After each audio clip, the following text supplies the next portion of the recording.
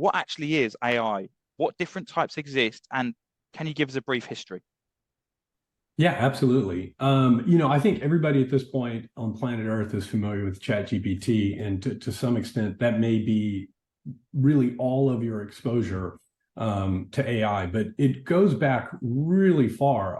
I think most people might be surprised to learn that the systems that are in place right now, the systems that are behind ChatGPT and all of the really advanced AI we use daily, began in the early 1940s, and it stemmed out of an attempt to mimic certain aspects of the brain. We were just beginning to understand that there were neurons and synapses and that they were connected. And that approach, that sort of a connectionist approach, has seen trillions of dollars in experimentation and research over the decades, and it's waxed and waned. There have actually been two separate AI winters in the last 75 years where kind of overpromise and under-delivering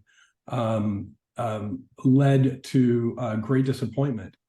What we're seeing right now all really began in 2012 when some new approaches, but based upon these foundational approaches that I mentioned going all the way back to the 40s, 50s, and 60s, unlocked the capabilities we're seeing, specifically within machine learning. And so just very briefly to kind of tee up the rest of this conversation, artificial intelligence is any type of system that's able to learn or reason like a human.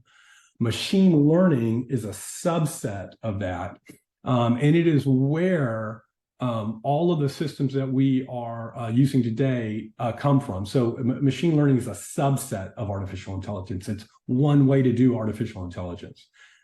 And within machine learning, there's deep learning. This is a technique of using artificial neural networks to build systems that are capable of performing all the magical feats we're seeing. And that, very, very quickly, the way they work is these deep learning systems take data in, and they make predictions, or they have some type of output.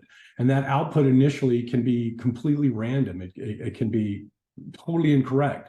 But we correct the model. We say, no, that's the wrong answer. It should be this. And it literally, through repetition, not only learns to answer the questions that it's shown, but it learns to generalize. And so then it can answer or make predictions on data it's never even seen before. And that's the basis of what we're dealing with right now.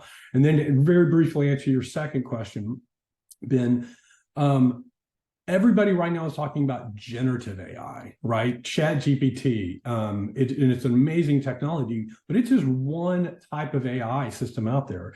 There are predictive systems where you can use them to predict sales trends, or there are recommendation engines where you can make content or product recommendations to people.